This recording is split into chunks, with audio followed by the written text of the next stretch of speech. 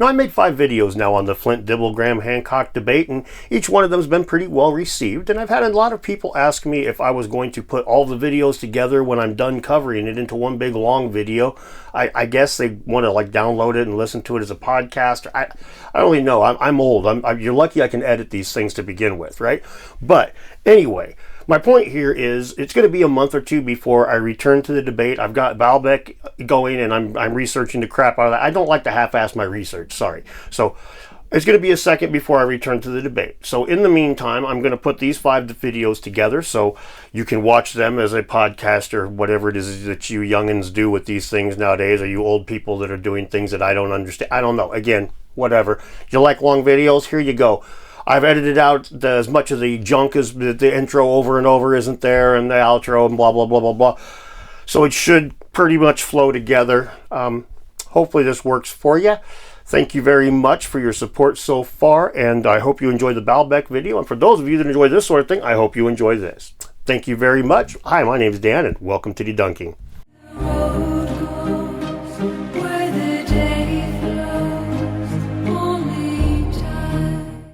In the recent debate between Graham Hancock and Flint Dibble on the Joe Rogan Experience, Flint spends a lot of time discussing the domestication of plants and how we can tell if a plant's been domesticated or not. And this section is being touted as like one of the biggest wins for team archaeology in the entire debate. And indeed, it does seem like Flint very much knew a lot more about it than both Graham and Joe, and the case that he made does seem pretty watertight. But is it watertight? Are all the claims that he made accurate? Is there any glaring errors that might undermine his position? Well, let's talk about that for a little bit. As Flint makes his case for the record not showing the domestication of plants during the Ice Age, Joe asks him the following question. But is it possible that this cycle of domesticating wheat and beans and all these different things has taken place many, many times? And that if you left them alone, they would go back to the wild form? How long would it take for them to revert back to their original state? Thousands of years again. Thousands of years again. Thousands of years. How many thousands of years, you think? Well, I don't know, because I'd have to look that up. Well, I do know, or at least I have a pretty good idea, because about a year ago I made a video on feralization, and it's one of my earlier videos, and it's back in the days when I didn't script them, so it's kind of clunky, and by clunky, I mean the first half of it is me reiterating over and over again that I'm not a geneticist, so watch it at your own risk. But anyway, the point is, as soon as I heard Flint say that it took thousands of years, I knew immediately that that wasn't accurate. In the 2021 paper titled When a Crop Grows Back to the Wild, Feralization, the abstract says, feralization can be considered, under many aspects, the opposite of domestication. During crop and animal domestication, the wild forms gradually become adapted, under a regime of artificial selection, to a new environment where humans intervene to control their growth and reproduction, e.g. in the agroecosystem. During feralization, this process is reversed. Domesticated races escape human cultivation, return to a wild environment, or in any case start to propagate and reproduce without human intervention, and revert to phenotypes more typical of the wild forms. For example, typical phenotypes of feral forms are the invasive habitus of some of the plants or aggressive behavior of the Australian dingoes. Thus, feral species escape from a regime of artificial selection and adapt to a new environment in the absence of any deliberate human input, reassuming some of the characteristics of their ancestral, truly wild progenitors. Assuming you watched the debate, you'll know that Flint pointed out a couple of markers to look for when you're looking for domestication of plants, and basically they all revolve around seed shattering, and what that is the ability of a plant to like drop its seeds as soon as they ripen, which is something that humans do not want on our plants. So it's something that has been presumed to have been bred out for a long time, although I have to say that Flint does say this in the debate. It's really cool because it's not human selection either. In fact, 40 years ago when we first started studying domestication, we thought that all this was due to conscious human selection. And now we know that it's actually the plant adapting to us and what we do. So it sounds like the consensus is now different. What's not different is the reality of a plant that drops its seeds as soon as they ripen makes for a suboptimal food source, especially in regards to grains. Grains are already small, and the early grains were even smaller, so picking them off of the plants would have been hard enough. Gathering them from the ground would be absolutely tedious. That's why we thresh grain. We beat the plant until the seeds fall off of it. This requires a happy medium, though. If the seeds won't fall off when you thresh the plant, it's almost just as bad as picking the seeds out of the dirt. The seeds need to shatter from the plant under just the right amount of stress in order to be an ideal food source. Now, as Flint mentions in the debate, there are 2 genes that control this process in wheat, and both are fairly well understood. In rice, it's a bit more complicated, with 3 to 5 quantitative trait loci controlling seed shattering and multiple paths to shattering present in the genetic record. Now let me repeat that. There are multiple paths to seed shattering present in the genetic record. Different parts of the plant can be utilized to encourage or discourage shattering. The abscission layer is a part that forms near the seed to hold it in place until it ripens. It can grow earlier or later, thicker or thinner. The grains themselves can break off in a few different ways, and this is all present in the record. As a matter of fact, the genetic record of rice does show a solid potential for it to have been domesticated and then fertilized into domesticated again. I mean, the QTLs, the quantitative trait loci that dictate this in rice, they're numerous, and it's a weedy mess, pun intended. But to give you an example of just how crazy this whole thing is, in the paper Asian Wild Rice is a Hybrid Swarm with Extensive Gene Flow and Fertilization from Domesticated Rice, we read the following. The domestication of rice remains controversial, with multiple studies reaching different conclusions regarding its origins. These studies have generally assumed that the populations of living wild rice, or Rufipogon, are descendants of the ancestral population that gave rise to domesticated rice, but relatively little attention has been paid to the origins and history of wild rice itself. Here we investigate the genetic ancestry of wild rice by analyzing a diverse panel of rice genomes consisting of 203 domesticated and 435 wild rice ascensions. We show that most modern wild rice is heavily admixed with domesticated rice through both pollen and seed-mediated gene flow. In fact, much presumed wild rice may simply represent different stages of fertilized domesticated rice. In line with this hypothesis, many presumed wild rice varieties show remnants of the effects of selective sweeps in previously identified domestication genes, as well as evidence of recent selection in flowering genes possibly associated with the fertilization process. And this is from recent times. I mean, this is, just the last few thousand years. Try to suss what happened 15, 20,000 years ago, and it's going to be a whole lot harder to discern. Just listen to the titles to these two different papers. Molecular Evidence for a Single Evolutionary Origin of Domesticated Rice, or The Rice Paradox, Multiple Origins but Single Domestication in Asian Rice. Both of these papers can be found linked below, as can all the sources cited here, but the point is the waters are so unbelievably muddy, we cannot safely say rice was not domesticated during the Ice Age and fertilized afterwards, only to be re-domesticated again. Matter of fact, that hypothesis would explain some of the anomalies we see in the genetic record. However, like most forms of digging into the deep past, unless they actually entertain the possibility of further back origins, the evidence could well be missed, even if it's sitting in a museum somewhere already. Now, some may be inclined to say that Flint was being dishonest when he said that about fertilization, but there's a couple of reasons that I will say that's not the case. And the first one is that the fertilization process completely does take a couple thousand years, they say, but the markers show up right away, like he was saying about domestication and stuff. And this is really, it's all about the plants reacting quickly to the environment, like Flint says. Selectionary pressure. It's the pressure of humans now collecting it and then planting it. So as soon as there's one seed that's like that with that mutation, it slowly proliferates every single time humans replanted it in a new field. So those are subtly different from each other. And the second reason that I would say that he's not lying about this is that he's not a geneticist, and fertilization is poorly understood even by geneticists. The thing is that, like they talk about at the end of the debate, like scientists need research funding, and when you're looking into the genetics of plants, the money tends to come in farming and stuff like that. So fertilization it only shows up when it actually is like beneficial to farming or something like that. Not only, but quite commonly, that's where you're going to see it the most. For example, one of the papers I used in my research is titled Diverse Genetic Mechanisms Underlie Worldwide Convergent Rice Fertilization, and it starts with the following statement. Worldwide fertilization of crop species into agricultural weeds threatens global food security. Weedy rice is a feral form of rice that infests paddies worldwide and aggressively outcompetes cultivated varieties.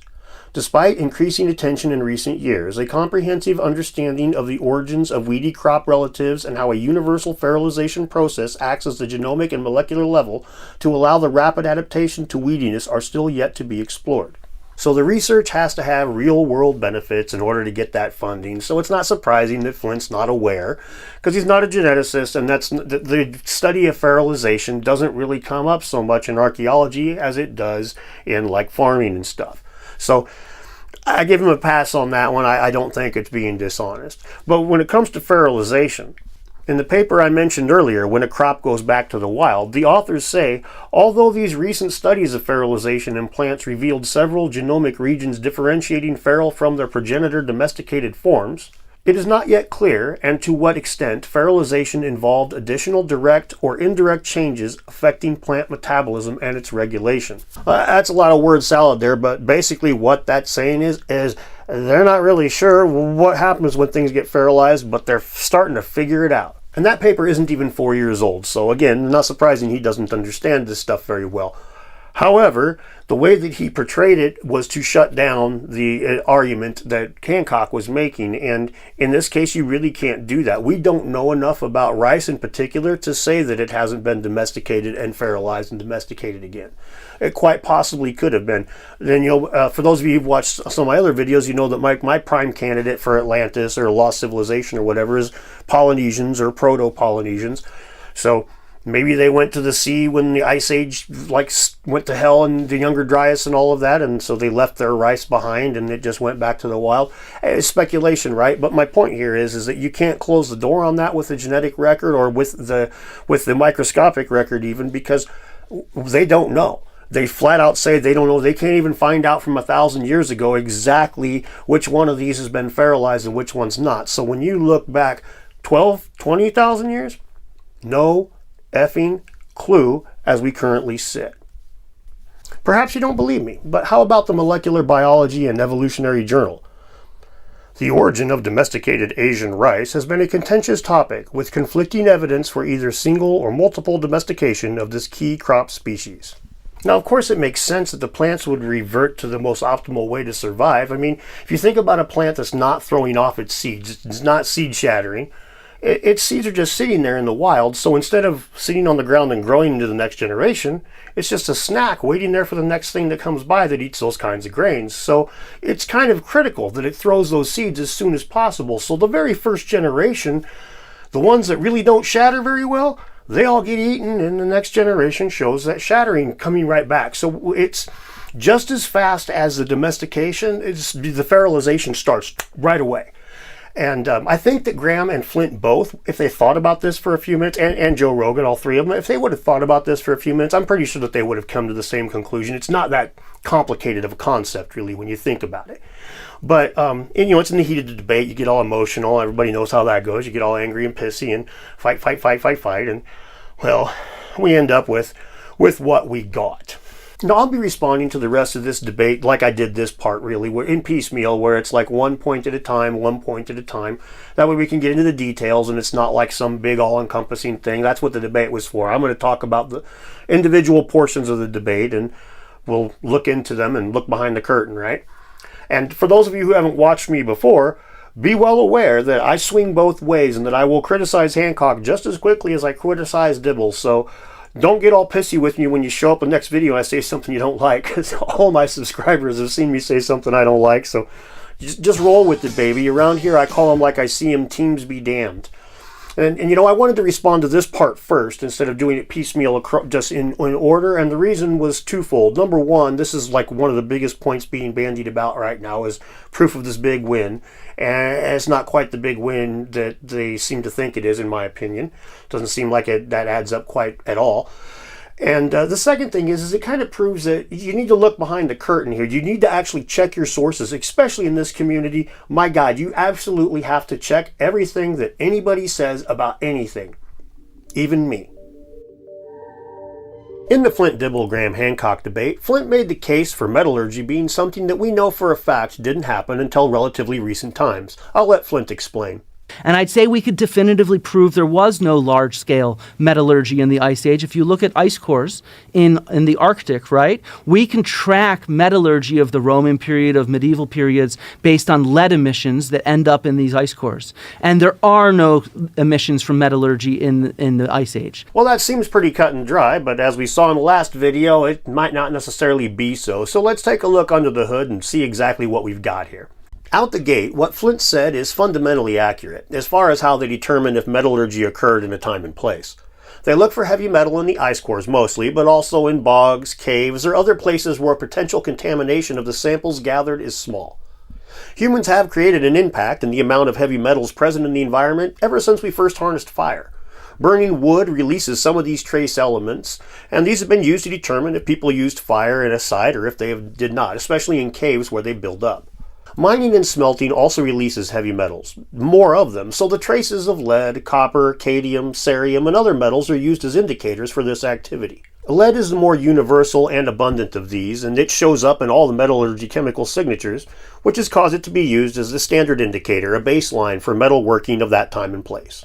Notice I said time and place, and that's the first thing to mention here is the way that Flint words that in the debate makes it sound very definitive, like we take some ice cores from Greenland, we know the whole entire globe's metallurgical history, game, set, match. And that's not really how it works.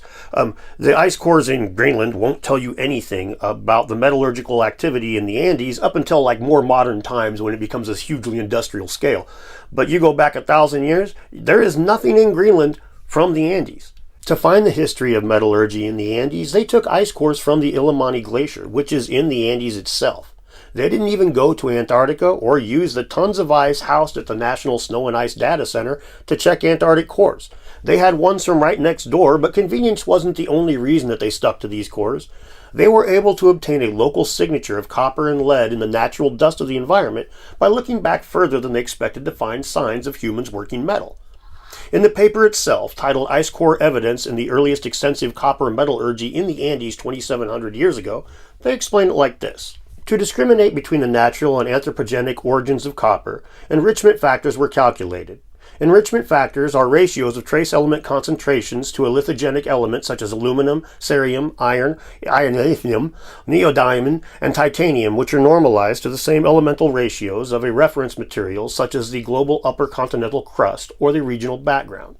So in order to determine the difference between the background levels and those caused by humans, they had to have a good reading of the entire region from before humans started messing with the stuff. And that makes sense, but it's very much regional is my point. It's not like you can just like grab a few ice cores and know what's going on around the entire world. That Illimani Glacier that they pulled the ice from in the Andes, it's just as useless when you try to work out what's going on with ancient Rome as Greenland is for working out what happened in the Andes. It doesn't give you anything. So all these things have to be done on a very regional level, which makes it very obvious if they have not tested the ice cores near where Hancock's lost civilization was said to have been, they wouldn't be finding the things that they're looking for. So that's the first thing to mention here is that Flint's watertight argument has a kind of a big hole right there when it comes to place.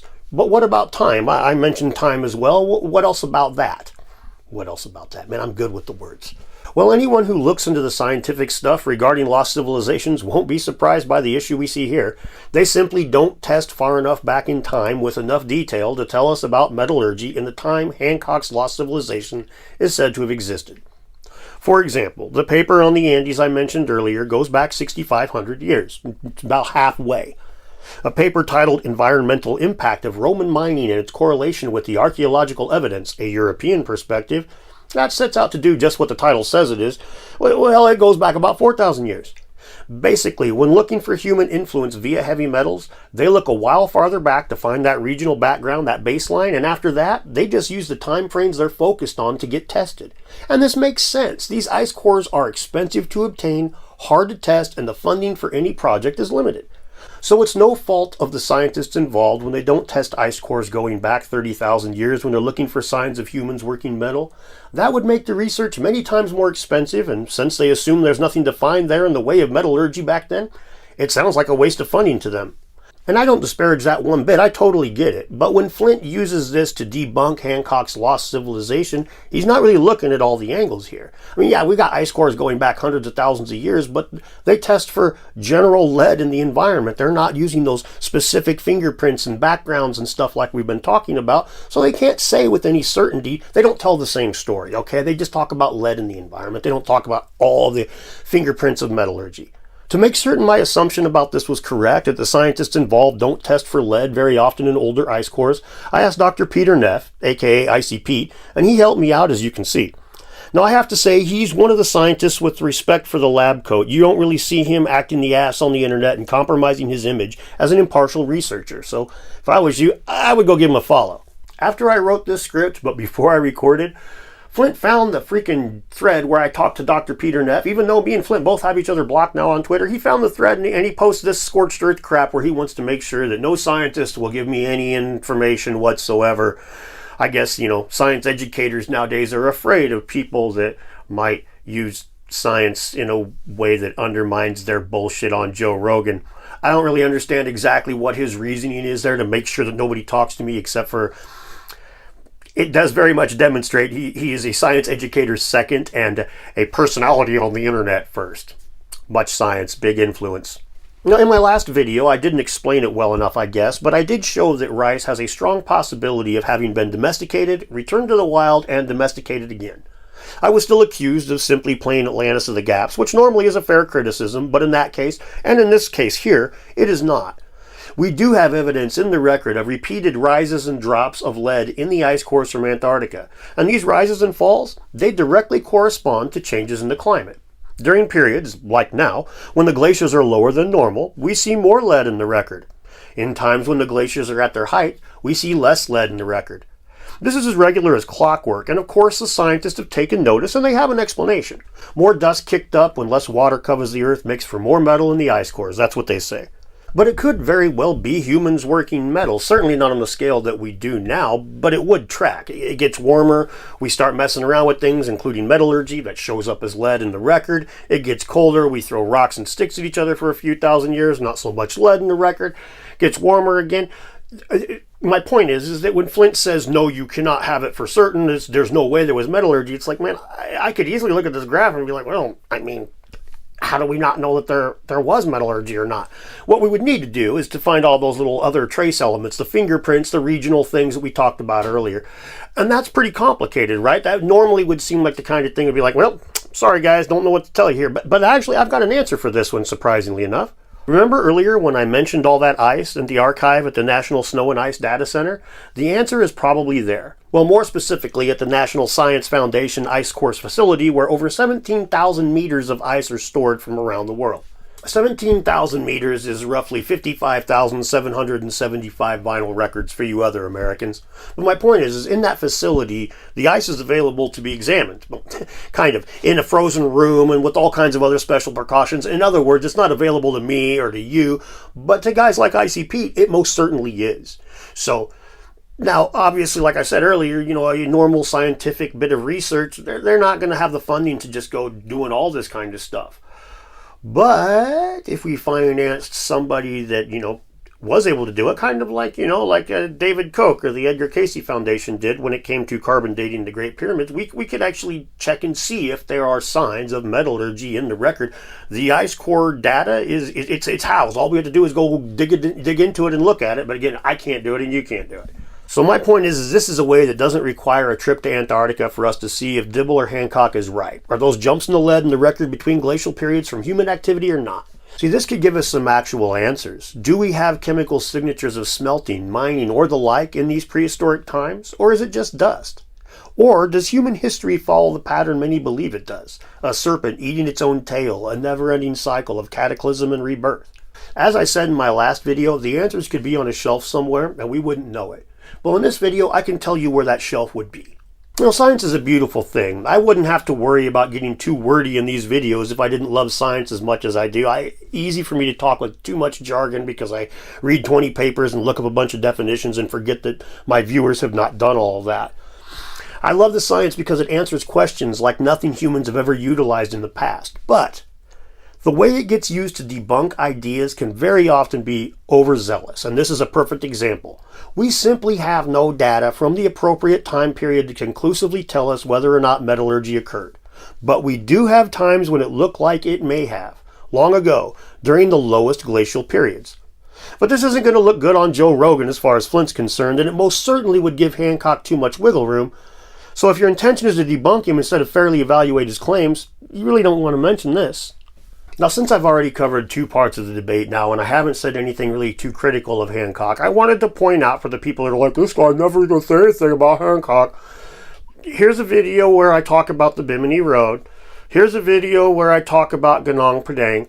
Both of those you will find that I am not at all in agreement with Graham Hancock's position. He is not my golden grandpa. I can't really call him a golden child, can I? Even though I'm ancient, he's ancienter. Things just keep getting older. There was one thing that Flint Dibble said on his debate with Graham Hancock on the Joe Rogan Experience that pretty much everybody can tell was just off. And that was the part about the 3 million shipwrecks. We can think about shipwrecks, right? Graham has mentioned that the bulk of marine archaeology has focused on shipwrecks and not the continental shelves. And so the thing is, at this point, we have something like 3 million shipwrecks from around the world. Obviously, the vast majority of these are going to be from recent times. I mean, there was this little thing known as World War II that happened that I think 1 or 2 boats might have been sunk during. But Flint uses this whole thing to jump off into claims about boats that are directly related to Hancock's lost civilization. And so one of my questions for Graham is, if this is a global civilization with ships, why is it that we don't have shipwrecks from this global civilization? I see this as a big, big problem. If we're looking for a civilization that's traversing the oceans, we should find these shipwrecks. And he proceeds to make quite the case, one that we're going to go over in detail, and we'll see if he inflates the abilities of science or the knowledge that science has, like he did the numbers of shipwrecks there. Joe did a great job moderating the event, and one example of this is the way that he would press issues and ask questions repeatedly until at least he felt that the issue was resolved. And he did that with Flint on the shipwrecks, and the result was Flint saying this. There's this idea that things just decay the older they are, and that's really not true. It depends on the burial environment that they're in. So taphonomy is what archaeologists use to study how things survive and how they are there. And so typically when things are buried, they're very stable. Or when they're, sitting, it depends on where you are on the bottom of the ocean, but typically it's very, very stable. Taphonomy is indeed the science of how things survive in the record, and there have been many studies that are done on marine taphonomy itself. We will focus on wood for the purposes of this video, as boats made of wood are the most common in the historical record, and would be the most likely candidate to have been used as a construction material for the ships of Graham Hancock's lost civilization. Wood is hands down the most common boat building material of all time, and was still the most common until about 150 years ago, even in our advanced Western cultures. And Flint tells us that... Would it stay that way for 20,000 years, you think? Oh, yeah. Oh, yeah. There's this idea that things just decay the older they are, and that's really not true. It depends on the burial environment that they're in. And the environment part is right. The rate of decomposition absolutely does depend on the environment. But he also says the idea things decay faster the older they are isn't true, and you got to compare that with what we find in a paper titled Wood Taphonomy in a Tropical Marine Carbonate Environment, Experimental Results from Lee Stocking Island, Bahamas, in which it says, duration of exposure, depositional setting, and the amount and continuity of burial all contribute to the amount of limnoria attack on the surface of the wood. Limnoria is one of several wood-boring parasites on the ocean floor. You can see what they found after just 2 years underwater. This piece of wood is 2 centimeters across, and it looks like Swiss cheese. These are microbes, by the way. This isn't the only wood-boring thing in the region. The paper discusses the slow disintegration of wood. Several types of wood, mind you. Over the course of just 2 years, they track significant loss of both volume and mass due to these things eating them. Obviously, this stands in stark contrast to the comment that Flint made. There's this idea that things just decay the older they are, and that's really not true. Which, to be fair, may be from Flint's experience as a terrestrial archaeologist, and this is marine taphonomy, and he does conflate them. So taphonomy is what archaeologists use to study how things survive and how they are there. And so typically when things are buried, they're very stable. Or when they're, sitting, it depends on where you are on the bottom of the ocean. So perhaps that's where his confusion is coming from. But like he said, the environment is crucial, and basically it's the determining factor as to whether or not wood or other organic material survives long periods of time in the ocean. Which means what you're probably thinking is correct. When Joe spoke about the Endurance and its amazing state of preservation, it was due to the environment. Specifically, the Endurance sank in icy cold Antarctic waters. To quote the British historian Dan Snow, it's probably below zero. There's no wood-eating microbes and microorganisms damaging the vessel. Now, I think everybody watching realizes that the longer it's on the ocean floor, the longer it's going to be eaten by those microbes. So when Flint says that the ocean floor is relatively stable, that really stands in stark contrast to the expert opinion. The consensus among scientists working directly in the field seems to be best summed up by award-winning science journalist Kit Chapman writing for the Royal Society for Chemistry.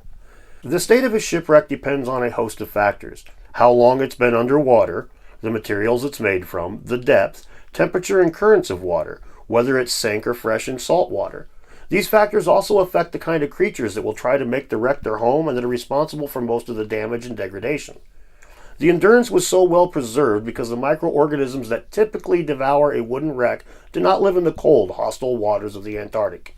So the statement that it's typically stable is flat out wrong. If you're a piece of wood, the ocean floor is a hellhole of things eating Swiss cheese and stuff like that to you. And if it's cold, you're in better shape. And there's other factors that can apply as well. If you're buried with silt, you could be in better shape. Or if the salinity is really high or something like that. There's a number of different things that can play into this. But one of the ones that does play in almost everywhere is chemical equilibrium, or like homeostasis.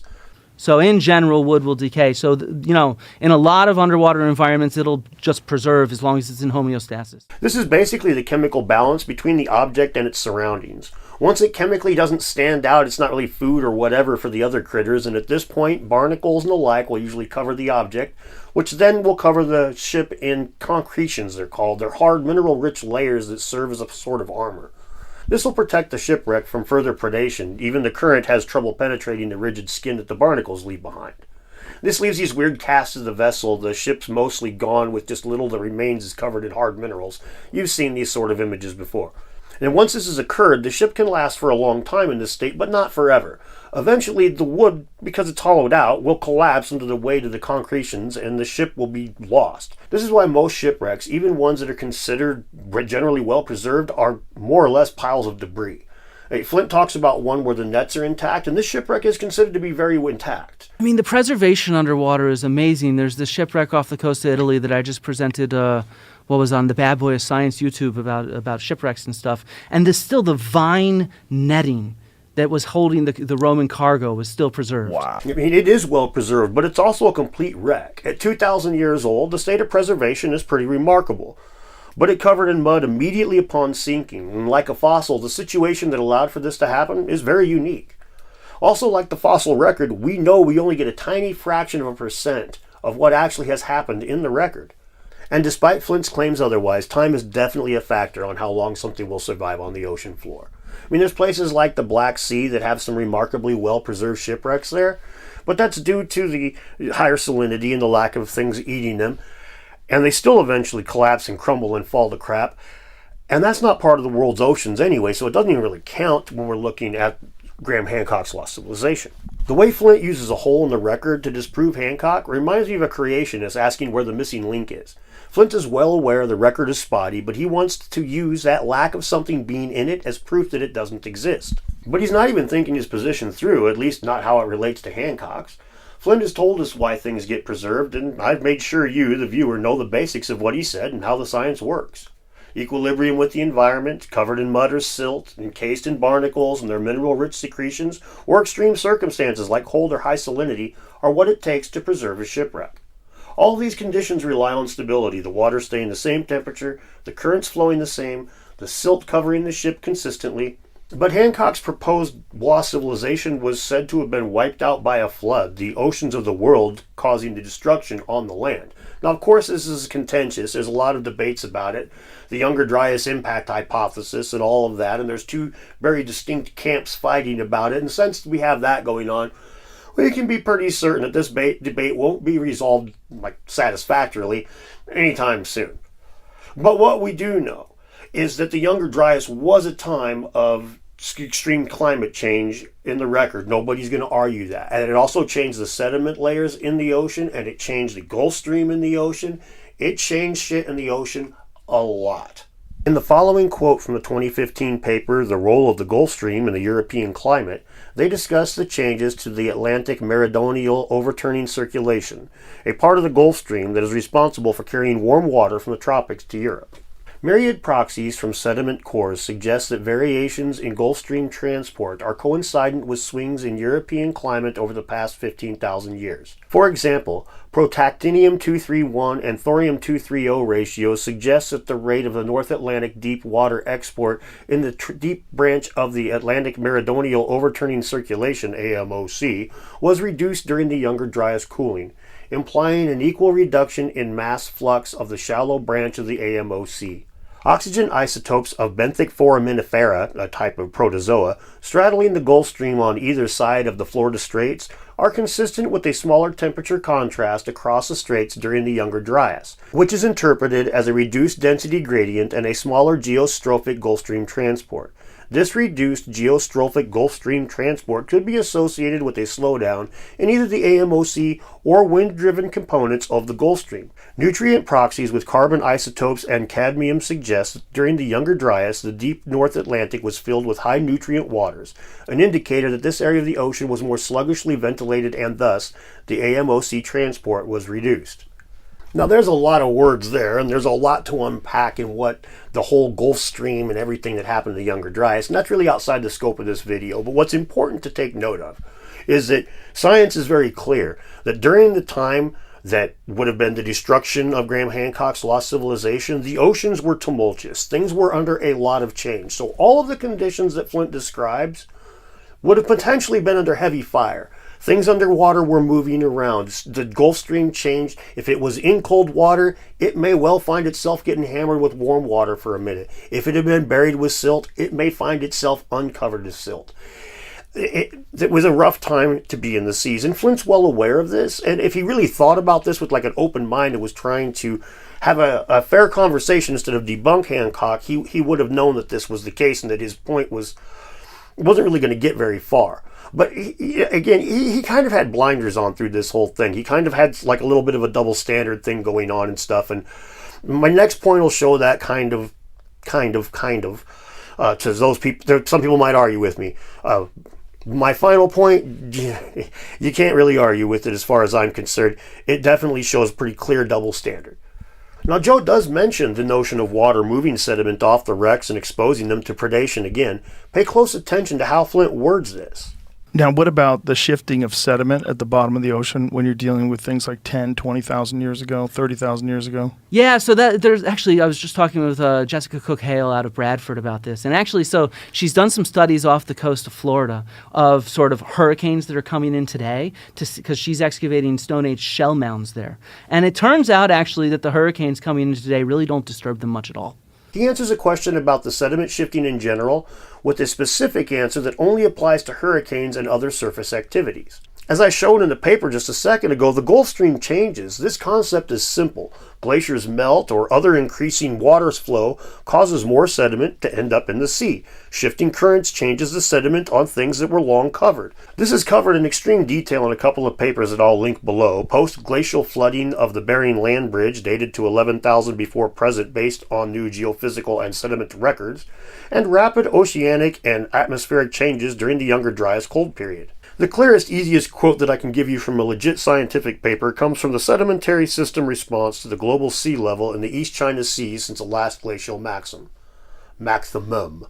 The abstract says, the East China Seas, ECS, is one of the world's largest continental shelf seas. Based on the combination of global sea level changes and sequence stratigraphy, we systematically investigated the evolution of sedimentary system in the ECS since the last glacial maximum, LGM.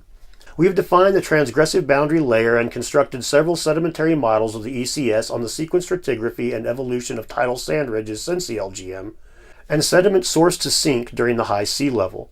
The result shows that the ECS represents a typical case for the large-scale continental shelf response to global sea level change.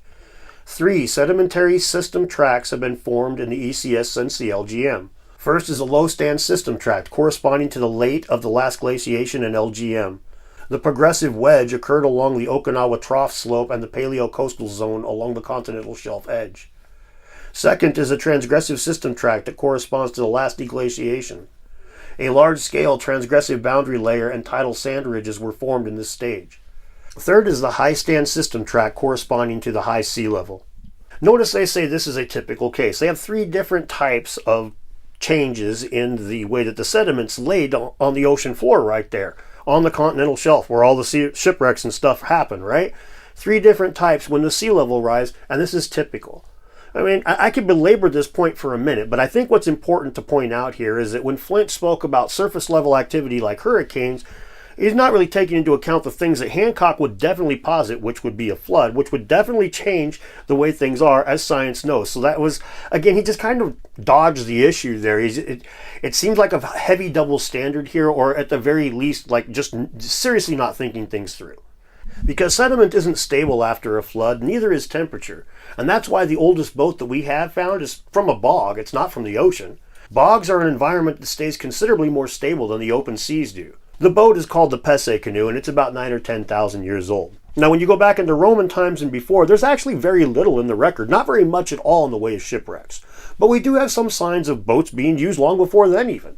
The Gobestan rock art shows a ship, and it's about 20,000 years old.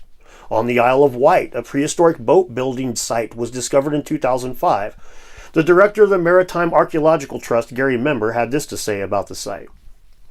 The site contains a wealth of evidence for technological skills that were not thought to have been developed for a further couple thousand of years, such as advanced woodworking. This site shows the value of marine archaeology for understanding the development of civilization. Now, there's other evidence, too, that people in Southeast Asia, that happened like hundreds of thousands of years ago. And, there's all kinds of little things like that exist all over the world. They think even Neanderthals had boats at this point. And you're probably wondering, why would Dan bring up Neanderthals having boats in this video? Well, there's a strong reason. That goes to that second thing I was going to tell you as to like the double standards or just the blinders, however you want to look at it. We're talking hundreds of thousands of years of people having used boats. They traveled around the globe doing all kinds of stuff, at least tens of thousands of years. Yet we have no boat in the record from the time from 10,000 BC all the way back. We have that canoe as the oldest one. So Flint accepts that people were using boats 20,000 years ago. I mean, I assume he does. I don't see him in anybody's videos like Stefan Milo's video yelling at him about it. I don't see anything like that. What I do see is him saying that no matter how long something's underwater, it should be okay. So if we're talking hundreds of thousands of years of people using boats, even if they were just, regular old small wooden craft, according to Flint's metrics, we should have tons of them in the water. They should be all over the damn place. On the continental shelves where they look, there should be tons of these ancient ships. We should at least find them. But we don't. That doesn't change Flint's opinion on whether or not they existed. But when we're talking about Hancock's boats, all of a sudden, I see this as a big, big problem. Now, and he's not alone here. This debate's being held up as this big win for Team Science, and it's too bad because a lot of the science was misrepresented to the point that I could be making videos about this for months. I won't do that, so that's not a threat, but I will be covering it in a few more videos, and I definitely want to talk at least one about just kind of the overarching strategy, psychological things that come out of this whole mess, because I think that people are missing the boat pretty heavily on that so far. A handful of people see it, but nobody on the YouTube so far. And anyway, I like to tell you guys what I think, so you're going to get that coming down the pipes too. But I also am going to have to, criticize where Hancock went wrong at some point in this thing too, which we'll be doing. But right now, the way that Flint's scientific arguments is being touted as so awesome, I kind of feel like I have to address those first, because a lot of the science there is just 3 million shipwrecks. Come on, man. It's so blatantly transparent that it's got all of his buddies going, yeah, but the people on the fence, or the people that were Hancock believers, he ain't really swaying very many. I know that we have some people commenting to the contrary on that, and we'll talk about that in the future video, but whatever. It's very easy to tell when a scientist is not speaking scientifically and is getting kind of emotional. When they're speaking scientifically, you'll hear things like the data strongly indicates, we're inclined to believe, yada, yada, yada. But when you start hearing them say things like, we know for certain, or we can definitely prove, at that point, you should know that you're not talking to a scientist anymore. You're talking to the person that wears the lab coat, but he's not really wearing the lab coat at that time. Have a good day. And I'd say we could definitively prove there was no. You're telling us that archaeology is very keen on new ideas and wants to really explore and investigate the past. Is that right? That's my perspective. Yeah. That's your perspective. All right. Let's have a look at Clovis first. Clovis first. Something people skeptical of scientists love to bring up, and something scientists love to play down. Let's go ahead and talk about the implications of this bad boy here. You know what? Right off the bat, I'm going to disagree with Graham. Since everybody's like, oh, you guys are talking now, that means you're never again going to criticize him and you're just going to change and no longer be in the middle and stuff. I'm going to point out where I think Graham went wrong right off the bat, because I haven't been doing that the last few videos for reasons I've already mentioned. One of the places that I think Graham definitely made a misstep is when he was trying to prove that the Clovis first debate was kind of still going now, or had been in very recent times, by citing articles that were like from The Guardian and stuff like that, that weren't really scientific papers. And so you mentioned this Clovis first hypothesis, right?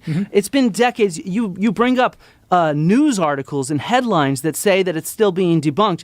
That's not what archaeology is. Our articles ourselves don't say that. Our articles instead present new hypotheses like the Kelp Highway hypothesis, because scholars do not write the headlines for media articles. I cannot help how journalists portray what we do, okay? So if Graham wants to demonstrate the debate did or didn't end at a certain point, he should be using peer-reviewed published papers, in my opinion. Certainly not just like mainstream journal-y articles, because those could be, written by anyone, and even an unpublished thing written by an archaeologist. I mean, you could have some guy who was 95 years old and still stuck in his ways from the Clovis first days. So, in my opinion, in order to be demonstrably 100%, you should be using peer-reviewed published papers from modern times. Now, for those of you who haven't unsubscribed from me yet, now's the time. And for those of you who unsubscribed from me 2 videos ago, now you're like, oh man, he still does criticize Graham. Oh shit, what did I do wrong? So let's carry on with the rest of the video and discuss Clovis first. The basics of the Clovis first hypothesis goes as follows. 2 great ice sheets, the Laurentide and the Cordilleran, covered the majority of the North American continent for eons, and around 13,000 years ago they began to melt, leaving a corridor across an exposed Bering land bridge. Because the sea levels were so much lower, being that all this water was locked up in the ice sheets, there was a fat strip of turf between Asia and America, and this was believed to have been used by the very first inhabitants of the Americas. As there were, and still are, numerous Clovis points for dating around that time period, the belief was the Clovis people were the very first Americans. Clovis points are a unique style of arrow or spear point, and this was used to loosely connect the people across a continent under the umbrella term the Clovis culture. Because the weapon points showed up in the appropriate time to line up with the melting of those ice sheets, this hypothesis looked really good. 2 different lines of evidence seemed to point to the very first human feet touching the Americas around 12 to 13,000 years ago, and this became the orthodox position for decades, at least for 50 years. And this was pretty much fine until French-Canadian archaeologist Jacques Cinq-Mars showed up in the late 70s at the Bluefish Caves in the Yukon. And when he excavated the place, he found what he was pretty certain were signs of human butchering on mammoth bones. And the dating on the place was around 24,000 years ago. This basically doubled the age of the peopling of the Americas. And he wasn't shy about it. He had no problem putting this information out into the world. And it was, well, famously or infamously, it was not met with kindness by his colleagues. Science journalist and trained archaeologist Heather Pringle studied under Jacques Cinq-Mars, and in an article on the opposition Cinq-Mars faced surrounding the Bluefish Caves, she says, "But relatively few of Cinq-Mars's peers shared his confidence, and as I began regularly attending archaeological conferences in the years following that trip to the Bluefish Caves, I saw what Cinq-Mars was up against.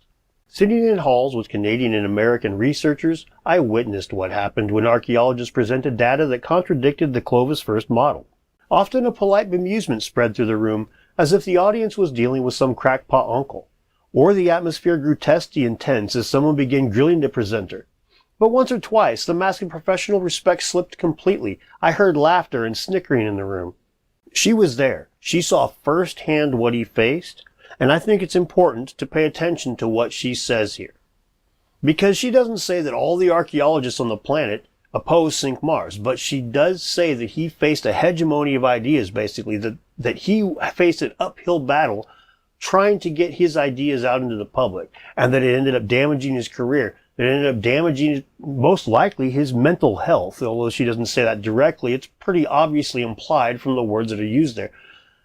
Now, Flint, he's going to downplay this. That suggests there's an archaeological conspiracy where we're all working together to have one narrative. No, it suggests that there's a strongly held point of view, there's a paradigm, and that those who go against the paradigm are likely to be attacked, like Tom Dillahay, like Jacques Cinq-Mars. All of them still had successful careers for many decades. But Jacques Cinq-Mars excavated many other sites. Right, but compare that to what Heather Pringle says in her article. It was a brutal experience, something that Cinq-Mars once likened to the Spanish Inquisition. At conferences, audiences paid little heed to his presentations, giving short shrift to the evidence. Other researchers listened politely, then questioned his competence. The result was always the same. When Jacques proposed that the Bluefish Caves was 24,000 years old, it was not accepted, said William Josie, director of the natural resources of the Inuit-Gwich'in First Nations in Old Crow. In his office at the Canadian Museum of History, Cinq-Mars turned at the wall of closed minds. Funding for his bluefish work grew scarce. His field work eventually sputtered and died. He enjoyed his summers excavating and exploring the Yukon, trying to find exactly areas like the Bluefish Caves, but his, funding and ability to do so just slowly withered over the years. And he's not the only guy that experienced such a thing. The guy that Graham Hancock showed in the debate, Tom Dillehay, he experienced very, very similar things. A lot of things happened during that span of 20 years before things changed, but can you tell me what your thoughts are in terms of the scientific process? Considering what took place in terms of the dialogue and all the back and forth that happened, is that what you would have expected from the scientific process? Well, yes and no. I put together an interdisciplinary research team of people, got National Geographic funding and National Science Foundation funding, and that went pretty well the way we expected it to. And I found that the scientists were open-minded. This includes archaeologists. We had Australian, Chilean, and Argentinian archaeologists working with us. Cumulatively speaking, those people, besides myself, probably had close to 100 years of experience amongst them. What surprised me on the other side of the coin was the stiff closed-mindedness of many North American archaeologists.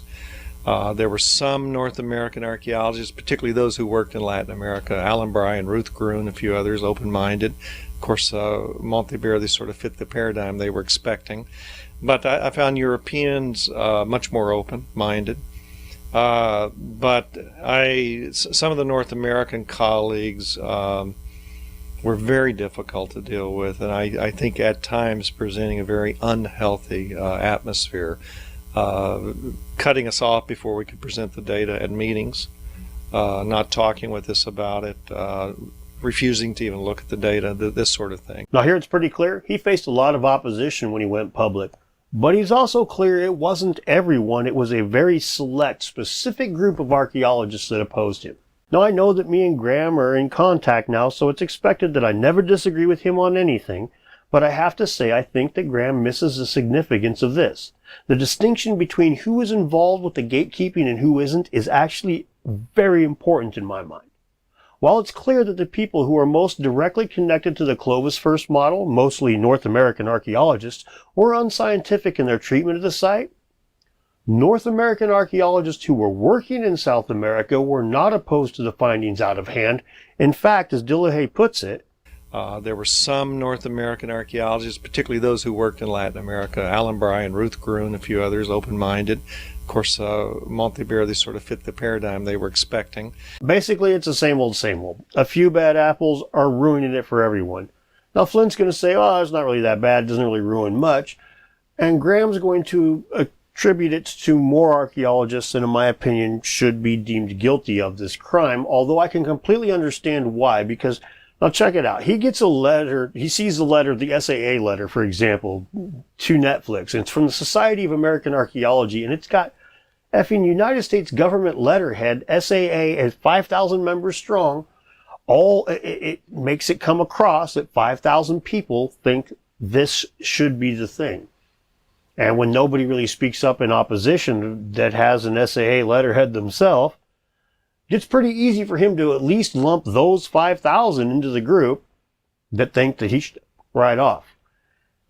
And so you can't really blame him when he gets a little bit emotional about it, although I will say that that doesn't help a whole lot when you're having the debate, especially the debate on Joe Rogan, because like I mentioned before, Flint could bait that. He could straight up be like, poke the bear, I know you're mad, I know you're mad, I know you're mad. You go into the debate, emotions come out, and I'm like, well, what's the deal, man? I didn't say anything. And the people that weren't aware of all that shit that happened before, they didn't see it happen in the debate. They saw Graham bring it up in the debate. So they can be like, oh, you're the one that's making this a big deal. But it's like, man, anybody who's in the know knows a lot different. So I see where Graham has a problem here.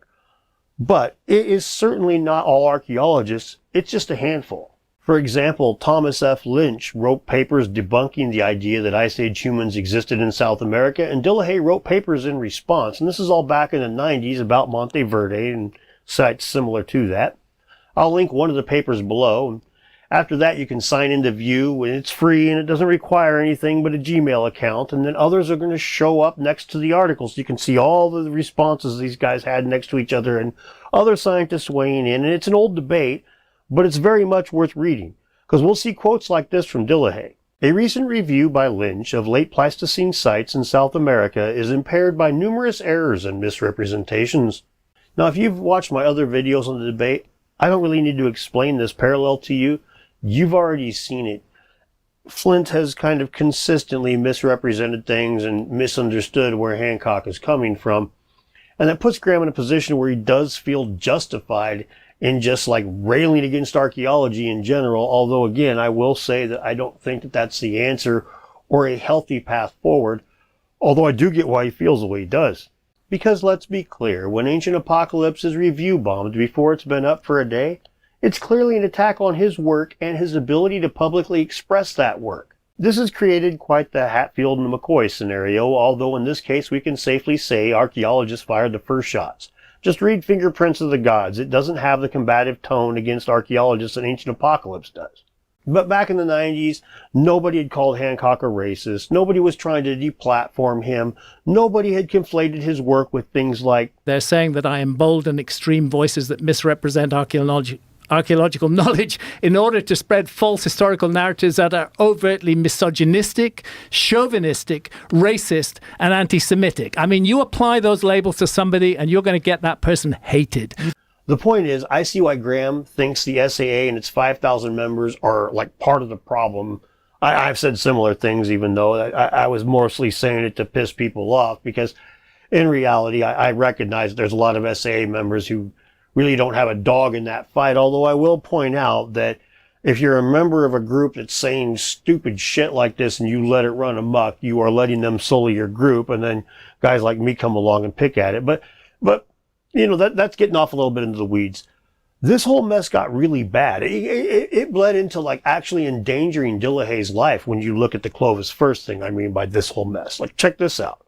And plus, politically, from time to time, there were some difficult moments. At my home institution later on, when I left Chile, a letter was sent to a dean with anonymous signatures of about 24, 25 people saying this guy doesn't even have a PhD, a lie, of course. You should fire him from the university for what he's doing, and so on. And another colleague who sent a letter to the newspaper in Chile, one of the major newspapers, saying that Monteverde was creation of the CIA to implant me down there. And, you know, that puts you and your family in a dangerous situation in a country like that at that time. So there were several other unpleasant things. So the whole sociology of the non-scientific part of that enterprise was disturbing at times, and made me reveal that there's a small, not a majority, but a minority of people who will do anything in their power to defend their paradigm. It was their career, and they had given decades to it. And I can see that from a historical viewpoint now as the years go by, but on the other hand, I certainly didn't accept it at the time. I mean, actual fear for him and his family over this debate. Decades before social media even, he was attacked for opposing the Clovis Mafia academically and socially, with the social attacks actually having a good possibility of becoming physical. But history shows us the bad actors are just a few people, a vocal minority, something that those of us who spend some time on social media, we've seen how these guys can paint out a group with just a couple of nutters being the public face of it.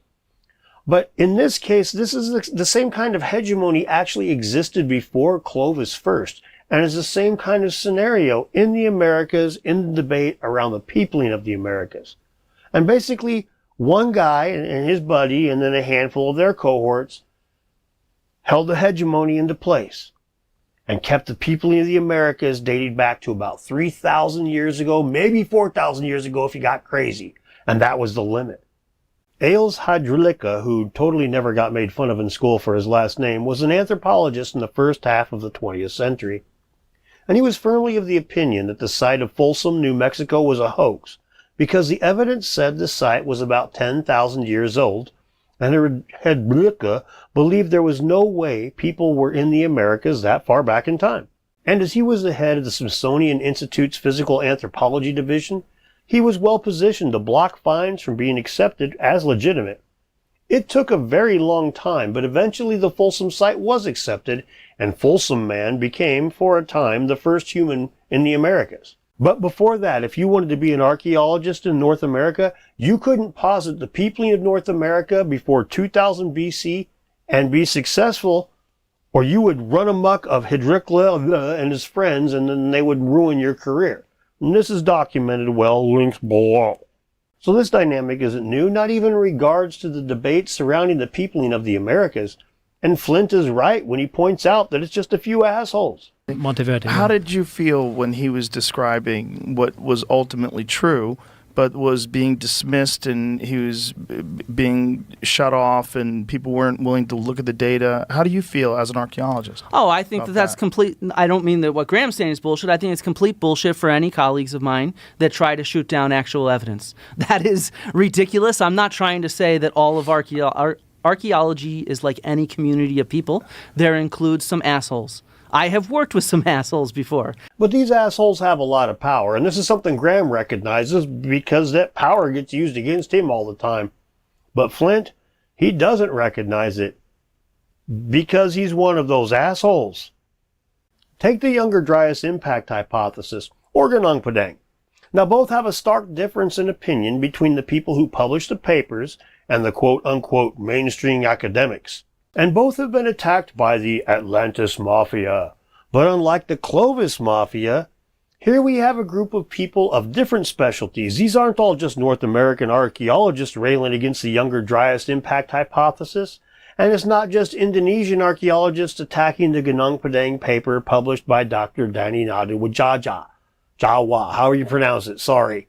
We have the same few people showing up at all the papers against the Younger Dryas impact hypothesis, and a different group of sane people showing up at all the articles talking about the Gunung Padang paper. Flint Dibble is one of those names in the case of the Gunung Padang paper, and you might see him talking about the Younger Dryas impact hypothesis as well. He railed against the Gunung Padang paper as though it was somehow his responsibility, his expertise, or even something he was aware about before Ancient Apocalypse aired. To put it bluntly, Flint is one of the figureheads of the Atlantis Mafia, and he will bend over backwards to take down ideas that oppose his beliefs. Despite him saying, Well, think about how many people actually study the Clovis period. That is a tiny period in one area of the world. The majority of archaeologists do not study that. Even Americanist that's completely archaeologists, irrelevant. most Americanist It's archaeologists fundamental to study the much issue of later the periods. he himself is not concerned with his expertise or region of study. He's willing to go anywhere Hancock goes in order to prove him wrong. So for all of you who say I never criticized Graham, here's a criticism point blank. He should not have implied that archaeologists in general have created this paradigm that keeps his work from the public sphere. He should have agreed with Flint when Flint says it's just a handful of assholes that do that sort of thing. And then he should have pointed out that Flint is one of the chiefs among those assholes.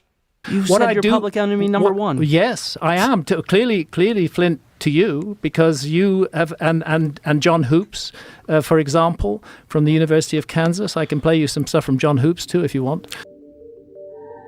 Roll the clip. But can we say there's no evidence for an advanced civilization in what they have studied? In what they have studied, yes, we can say there's no evidence for an advanced civilization. We heard from Graham Hancock that there is no evidence for his lost ice age civilization. Atlantis is dead, guys. Atlantis is an idea, it's dead. And Flint Dibble, he might have killed it. What was really strange, though, was that at about an hour and a half through, Graham concedes that none of the archaeology we have at the minute supports the existence of Atlantis. Well, crap, it seems like there's not even a reason for me to make this video, right? Open and shut case. So why did I even turn on the lights or the camera or the action? Alright, so obviously there's something to talk about here, but what is it? Well, let's start by looking at the entire quote instead of just that little piece that Flint showed us. Yeah, I can go back up there. We're looking at Bimini? less than 5% of the continental shelves that have been studied at all by archaeology. I'm not surprised that we find hunter-gatherer traces underwater. I'm very glad that we do. I would be very surprised if we didn't. But what I'm saying is that not enough of that 27 million square kilometers has been investigated. Only a tiny fraction has been investigated. And that fraction is not enough to draw the conclusion that we can absolutely say there was no lost civilization. Same goes for the Amazon rainforest. Same goes for the Sahara Desert. But can we say there's no evidence for an advanced civilization in what they have studied?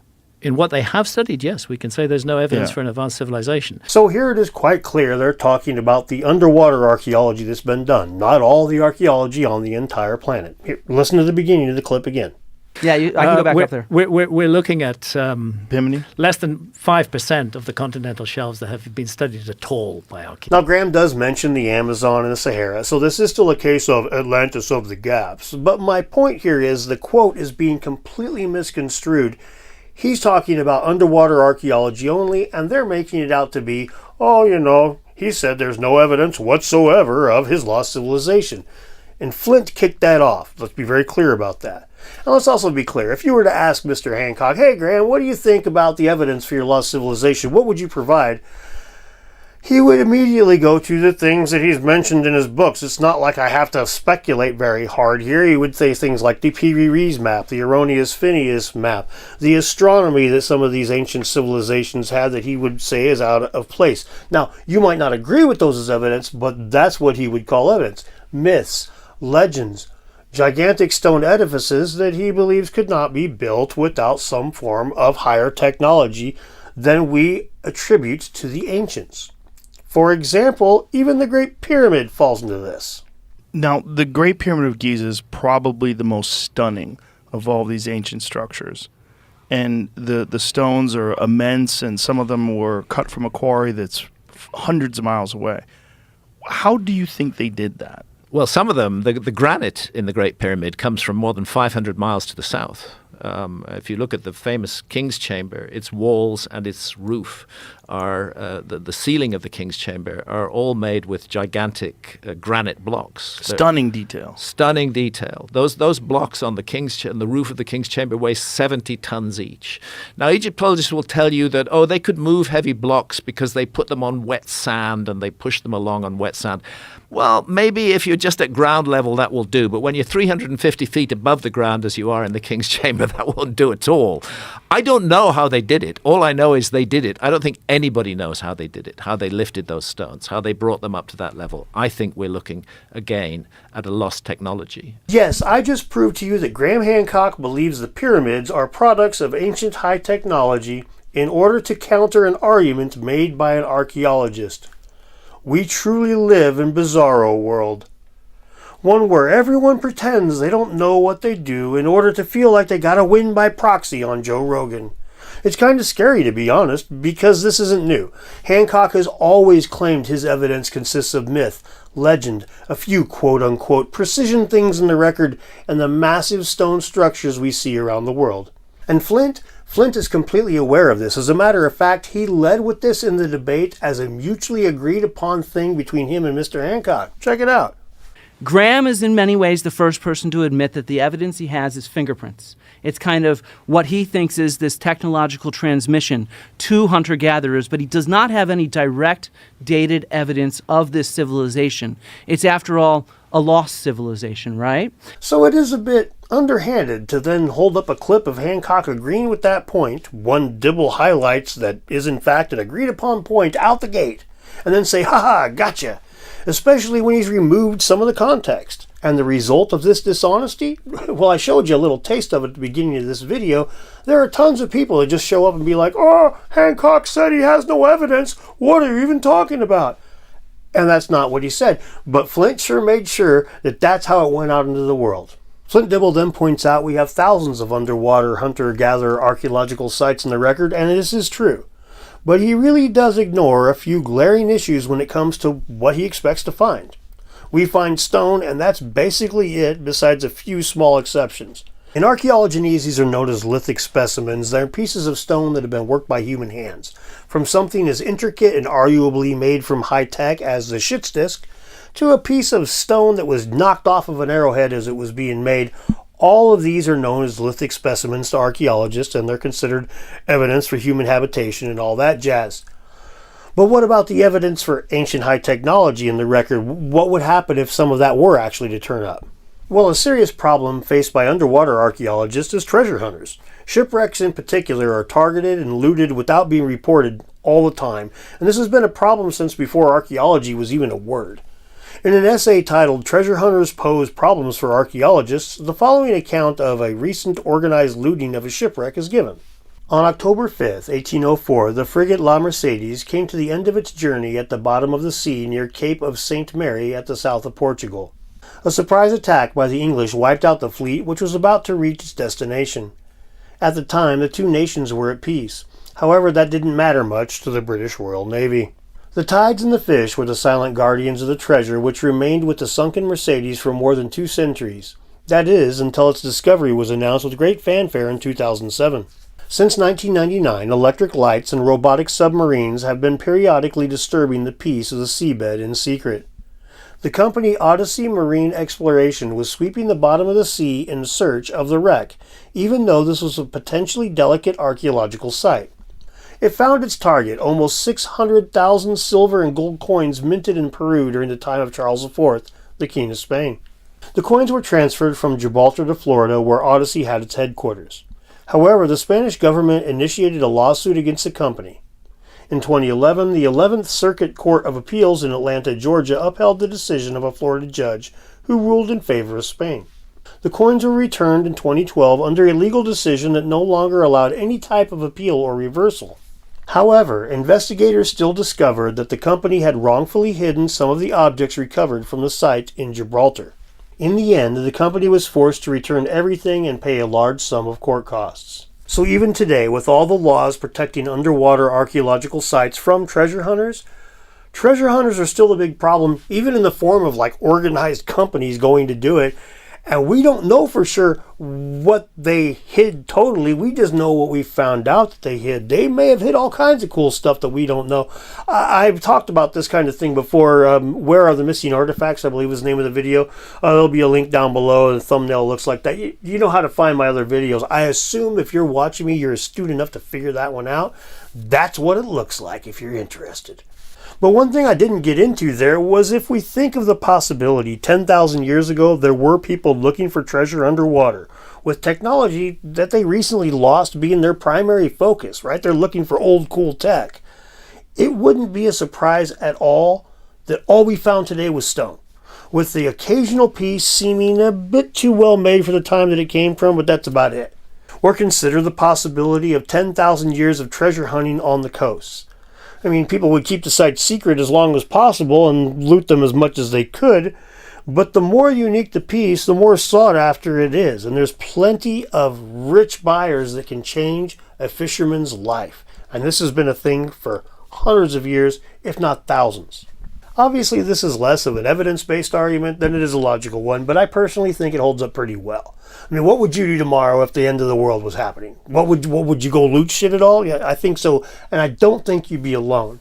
And then 50 years from now, your offspring, what would they be doing? What would they be searching for when they were going around the world trying to survive? I mean, I don't think it's a big stretch to say that these kinds of artifacts would be super duper hard to find within 100 years, like completely gone from the record. Now, that's not saying that we should never find anything that is anomalous, that we should never find anything like that.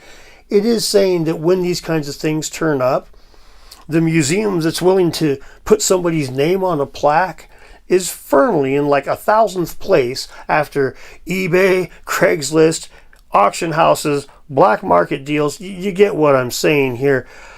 There's a lot of shit that's just not going to be in the record. Ironically, antiquities theft and looting is where archaeology began. Collectors wrote books and looked for ways to catalog their collections.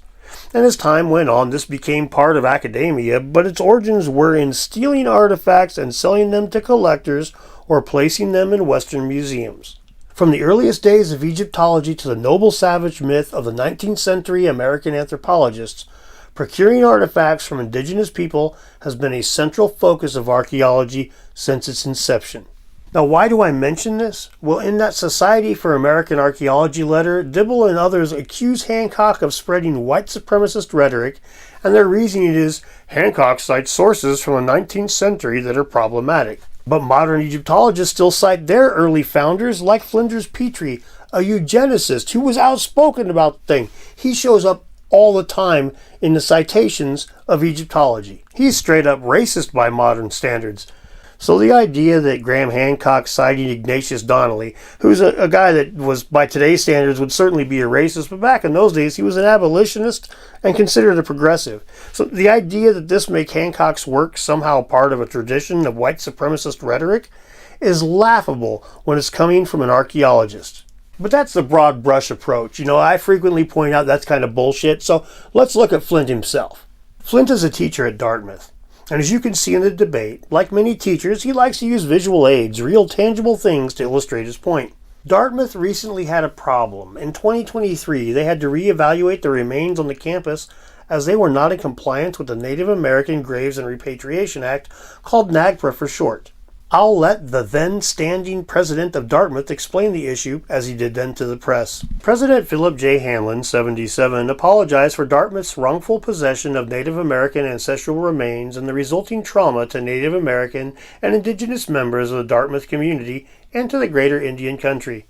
I am deeply saddened by what we found on our campus, says President Hanlon. On behalf of Dartmouth, I sincerely apologize to our entire community.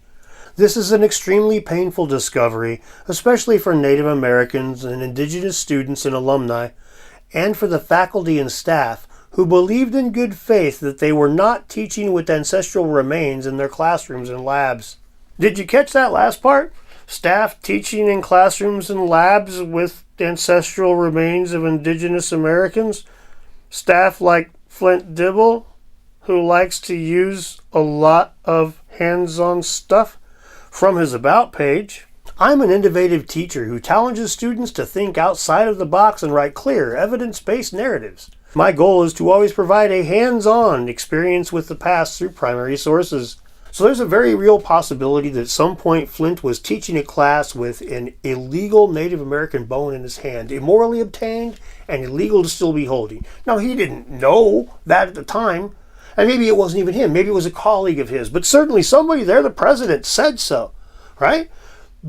And here's the issue. This is the kind of thing I would normally never talk about because this is something they have to clean their own house. This is history correcting itself. We're getting more modern. We're figuring shit out. We fix the sins of our past as best we can. But Flint wants to say, oh, look at Graham Hancock's tradition of racism. Look at all these Atlantis hunting people and their tradition of racism because Ignatius Donnelly said some words. So compare the words Ignatius Donnelly said to the still holding bones that you're not supposed to be, quite possibly teaching them in a class when Native Americans might well believe that those bones should not be in a shoebox or in a classroom or a lab. They should be respected and buried in accordance with their religious beliefs. Who is doing the most damage today, right now? It's an absolutely absurd proposition for Flint to come out and say that Graham Hancock's stuff is spreading this kind of crap when he's working at an institution that has to make these kinds of apologies still today. And no matter how Flint wants to spin this, nobody is holding the bones of indigenous people in the name of Graham Hancock. But Flint, he'll just try to diminish all this, and he'll just say, I'm asking you to distance yourself from that, is actually what I'm trying to do. But that's not what you're doing, though. In the debate, he says this, but nowhere else does he ever say this. Just watch how he waffles here. Watch, for all the rest of his confidence that he portrayed throughout the debate, he was nervous, but he had some confidence. When when Graham hit him with this one and Joe held his feet to it, boy, oh boy, did the flight part of fight or flight kick in, and we just got a bunch of bullshit. Archaeologist Flint Dibble says Hancock's claims reinforce white supremacist ideas, stripping indigenous people of their rich heritage, and instead giving credit to aliens or white people. Actually, I've never... Did you really say that?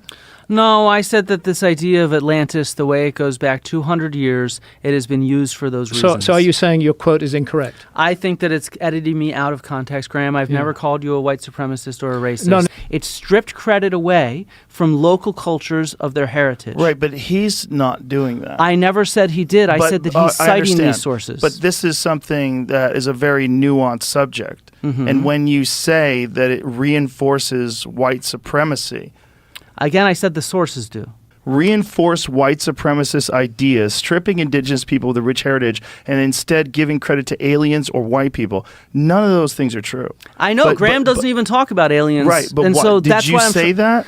I said that not in specific relation to Hancock's claims, but in specific relation to this narrative of Atlantis that has gone back hundreds of years. As Dibble, here's the Guardian. So they're misquoting you, are they? As Dibble states, such claims reinforce white supremacist ideas.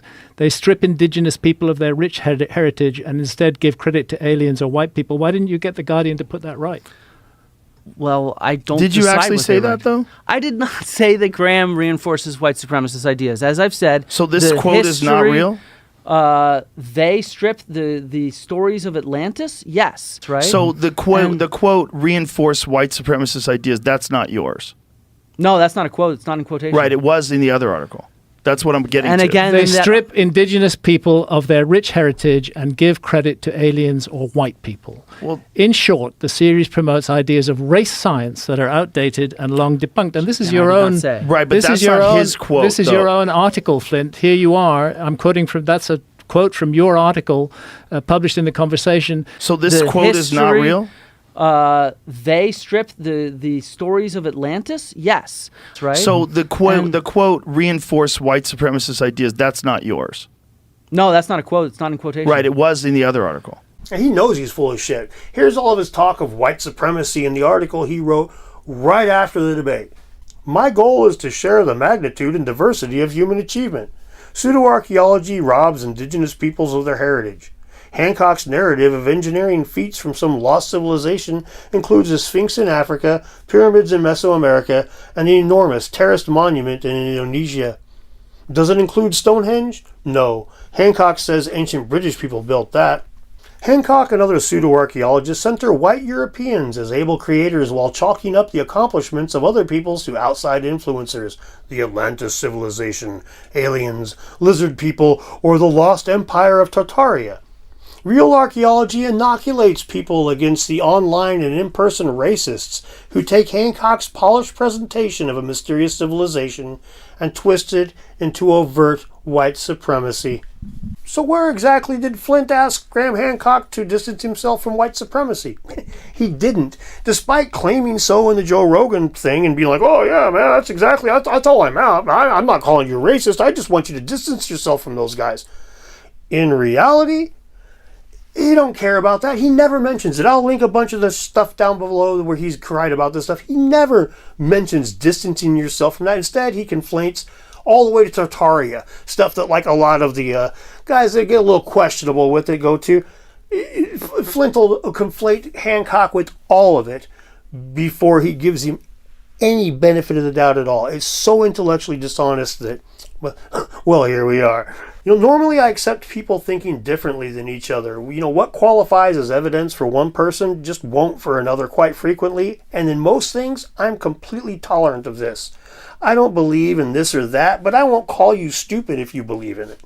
But when it comes to character assassination like we see here, I don't find this a legitimate belief held by Flint and friends. I think this is their psychological justification for acting like assholes, putting things into print that are absolutely abhorrent. And it worked great in the debate because Hancock was upset about it before it even started, and Flint could just be like, hey man, I just want to talk about the evidence.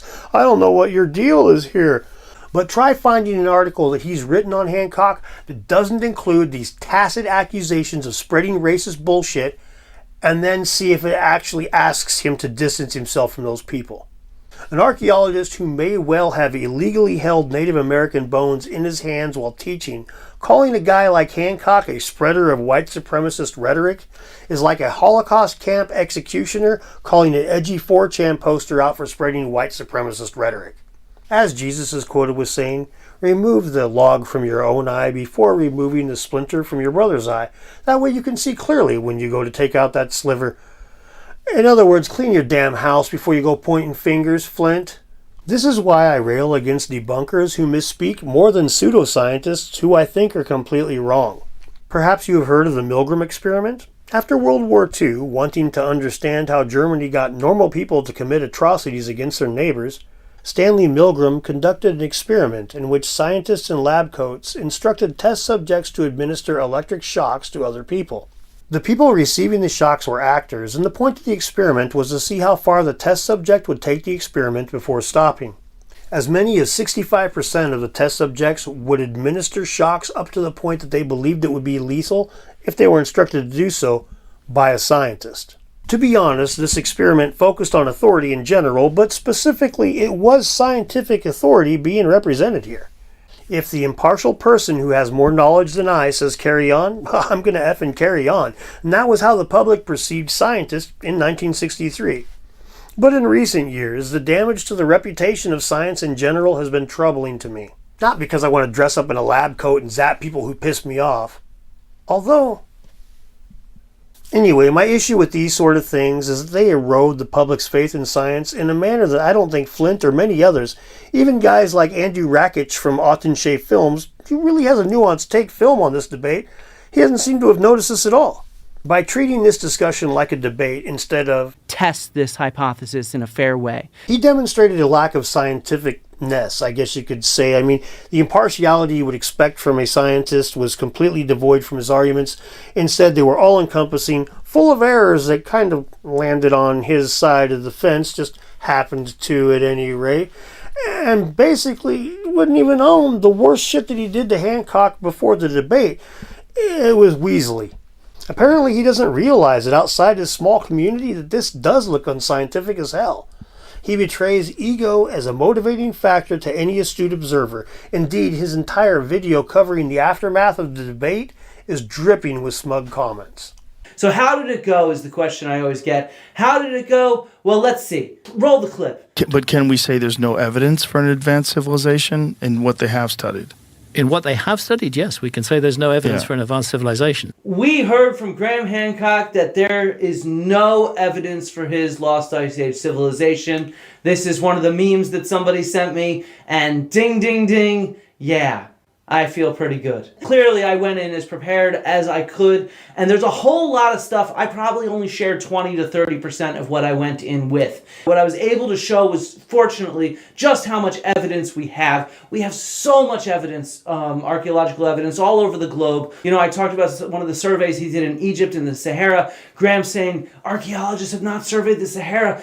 Man, plentiful surveys of the Sahara have happened, and plentiful Stone Age artifacts have been found. Now, he's feeling his oats now, and I understand that, but he's not reaching the people that he wants to reach. Instead, he's preaching to the choir.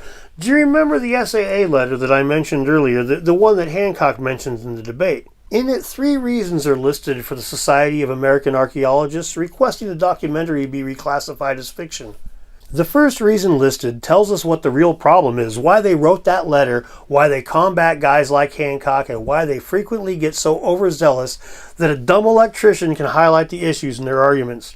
The reason is, the host of the series repeatedly and vigorously dismisses archaeologists and the practice of archaeology with aggressive rhetoric, willfully seeking to cause harm to our membership and our profession in the public eye.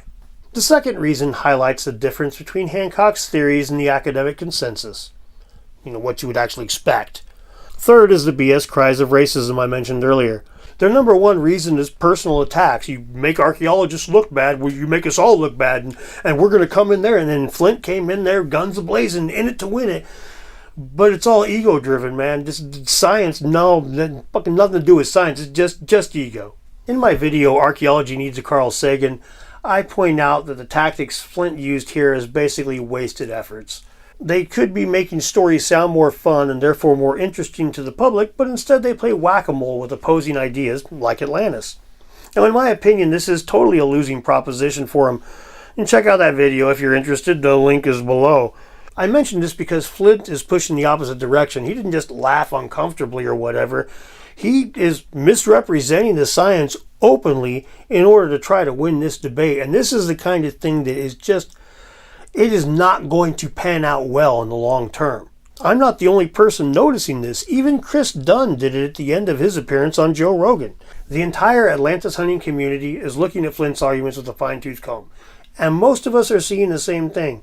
A lot of misrepresentation and a whole lot of ego. And I'm of the opinion that Flint did more harm than good to archaeology and team science here in his performance in the debate. I mean, there's no question shit's more polarized now than when it began, and that's not good for anybody except people that make content regarding all of this drama.